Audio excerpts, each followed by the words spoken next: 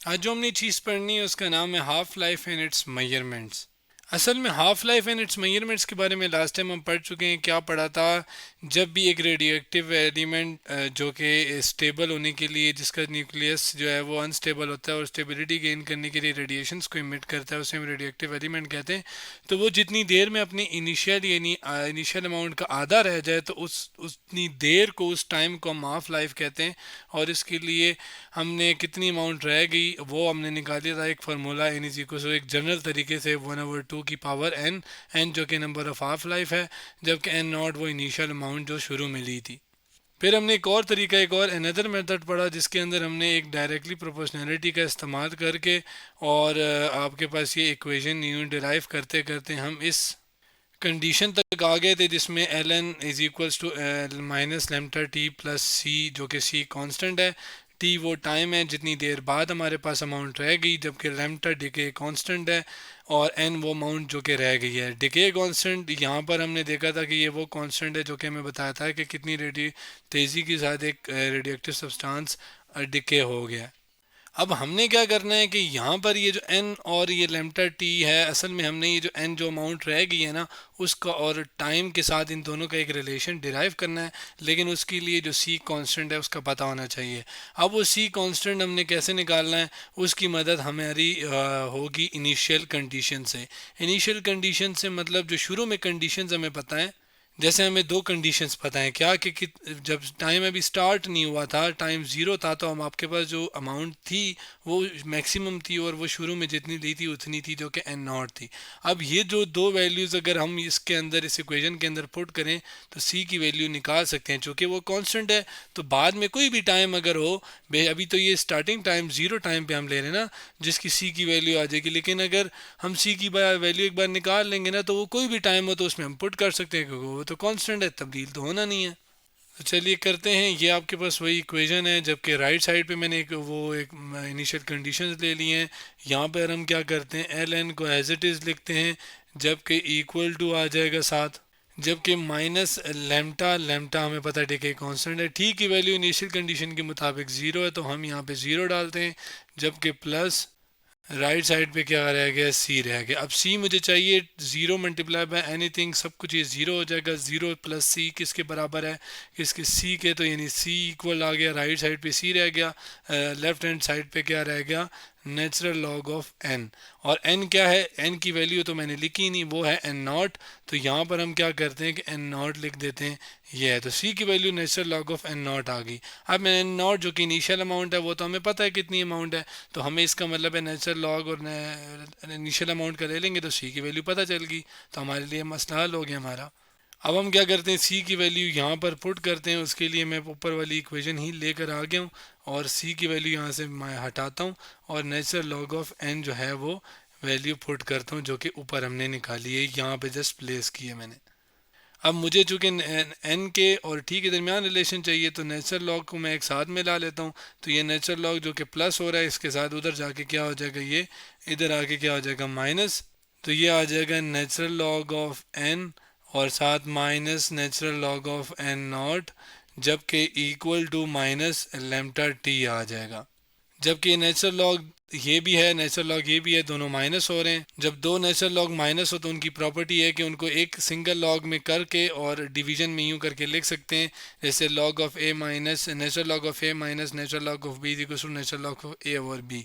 तो ये प्रॉपर्टी का इस्तेमाल करके हम क्या करते हैं, एक ही बारी नेचुरल लॉग लिखते हैं और पहले वाला ऊपर लिखते हैं, जबकि जो दूसरे वाला है, पहले वाला एन है उसको ऊपर, जबकि दूसरे वाला एन नॉट उसको नीचे लिख के आपके सामने ये नेचुरल लॉग सिंगल में कन्वर्ट हो गया, ये प्रॉपर्टी का इस्तेमाल करके।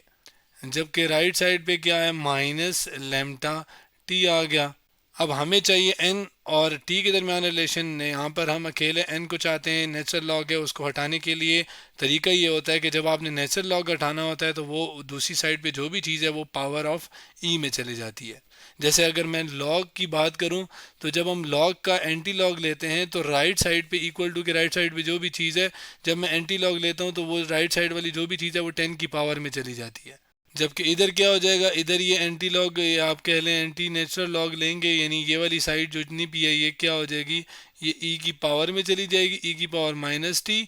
जबकि ये सारा नेचुरल लॉग जो है यहाँ से हट जाएगा और सिर्फ क्या रह जाएगा, N over natural log N, capital N over N naught रह जाएगा। अब एन नॉट इधर डिवाइड हो रहा है, उधर जाके मल्टीप्लाई हो जाएगा और हमारे पास एक फॉर्म आ जाएगी जो कि एन और टी की लिख फॉर्म में होगी, जिसको मैं यहाँ पर इक्वेशन को यहाँ पर लिख लेता हूँ, जो कि हमारे पास आई N is equal to N naught E की पावर माइनस लेमटा टी। अब अगर आप इनिशियल जो अमाउंट रहेगी वो डिपेंड करिए इनिशियल अमाउंट पे, लेकिन साथ ई की पावर माइनस लेमटा टी। लेमटा क्या है, डिके कांस्टेंट, टी क्या है, वो टाइम जो गुजर गया। अब ये जो माइनस ई की पावर माइनस लेमटा टी है ना, असल में ये एक ऐसा फंक्शन है जो कि जब किसी नंबर से मल्टीप्लाई होता है तो ये उस नंबर को कम कर देता है। तो इनिशियल अमाउंट जो एन नॉट है, जब वो इस पूरे ई की पावर डिके फंक्शन भी कहते हैं हम इसे, तो ये जब इससे मल्टीप्लाई होगा तो एन नॉट की वैल्यू कम हो जाएगी और आपके पास जो अमाउंट है वो कम होते होते जाएगी, जो हमें पता है कि वक्त के साथ साथ आपके पास अमाउंट कम होती जाती है। तो ये इक्वेशन भी हमें वही चीज़ बता रही है कि इनिशियल अमाउंट क्या होगी, ये इनिशियल अमाउंट क्या होगी, ये कम होती जाएगी। अब पहले हाफ लाइफ के बाद कितनी रह जाएगी, अब हमें एक चीज़ तो पता है कि पहले हाफ लाइफ के बाद अगर मैं टाइम निकालूँ एक किसी भी रेडिएटिव सब्सटेंस के लिए एक हाफ लाइफ की वैल्यू निकालूँ पहली हाफ लाइफ, तो हमें पता है कि हाफ लाइफ क्या है कि जिसमें आपके पास जो अमाउंट रहेगी है वो असल में क्या होता है कि वो इनिशियल अमाउंट का हाफ होती है। यही तो हाफ लाइफ की डेफिनेशन हमने पढ़ी थी। तो इसका मतलब क्या है कि एन की वैल्यू क्या हो जाएगी, वो एन नॉट ओवर टू हो जाएगी, जबकि जो टाइम है वो हाफ लाइफ हो जाएगा, जो कि ये टी हाफ है। और ये हमें किस चीज़ के बारे में बता रहा है, ये हमें हाफ लाइफ के बारे में ये चीज़ बता रही है, ठीक है। और फर्स्ट हाफ लाइफ से मतलब कि पहले इनिशियल अमाउंट का आधा रह जाना। तो ये एन और टी की वैल्यू ऊपर पुट करते हैं, उसके लिए इस इक्वेशन को एज इट इज़ लिखते हैं। एन की जगह मैं क्या करता हूँ कि ये एन नॉट ओवर टू है, इसको लिख लेते हैं, ये एन नॉट ऊपर आ जाएगा डिवाइडेड बाई टू, जबकि ये टी यहाँ से हट जाएगा और इसकी जगह क्या आ जाएगा, कैपिटल टी और साथ हाफ। अब क्या, एन नॉट इधर भी है और एन नॉट इधर भी है, इक्वल टू के दोनों साइडों पे कैंसिल हो जाएगा, टू इधर डिवाइड हो रहा है उधर जाके मल्टीप्लाई हो जाएगा।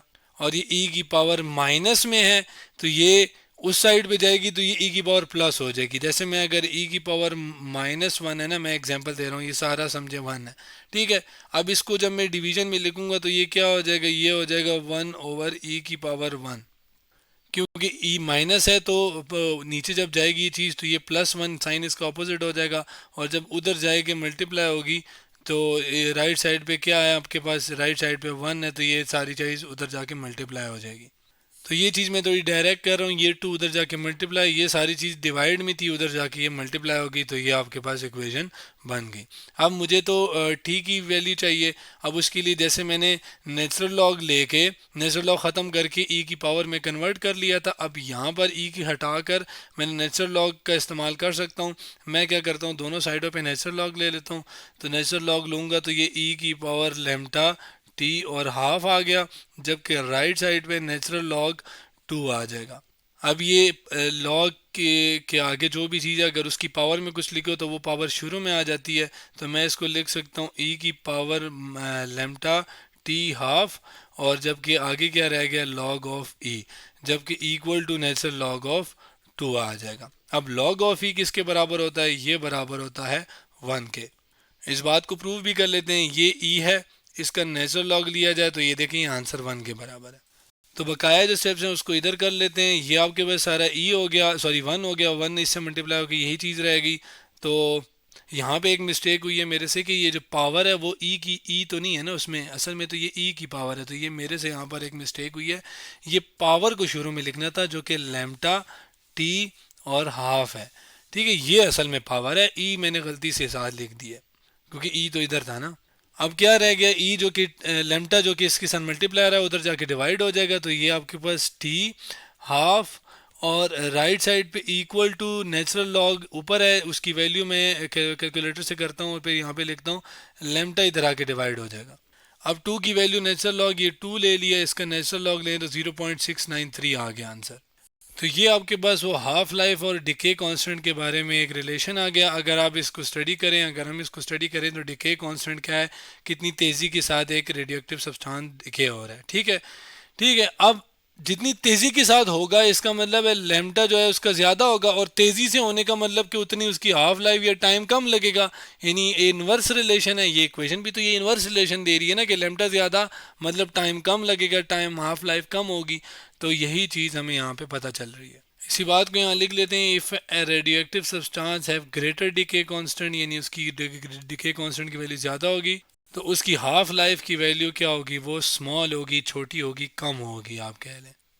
अब ये सारी चीज़ें हमने पढ़ ली हैं। नेक्स्ट आने वाली वीडियो के अंदर हम ये देखेंगे कि जो dN/dt है, ये एक चीज़ को डिके के बारे में हमें बताता है, तो उसकी डिटेल हमने उसकी वीडियो में एक्टिविटी ऑफ रेडियोएक्टिव सब्सटेंस के बारे में हम उसके वीडियो के अंदर देखेंगे। और साथ साथ ये भी देखेंगे कि जो जो वक्त गुजरता है तो आपके पास जो अमाउंट है वो कम होती है, उसकी जो इनिशियल अमाउंट से वो वैल्यू कम होती है, तो उसका ग्राफ भी हम डिटेल से देखेंगे। तो आज हमने क्या किया कि हाफ लाइफ क्या होता है और उसका रिलेशन, हम उसके लिए हमने फार्मूला कितनी अमाउंट रहेगी है उसका हमने पढ़ा, और हाफ लाइफ के लिए और डिके कांस्टेंट का रिलेशन देखा। यानी आज हमने half life and it's measurements के बारे में पढ़ा।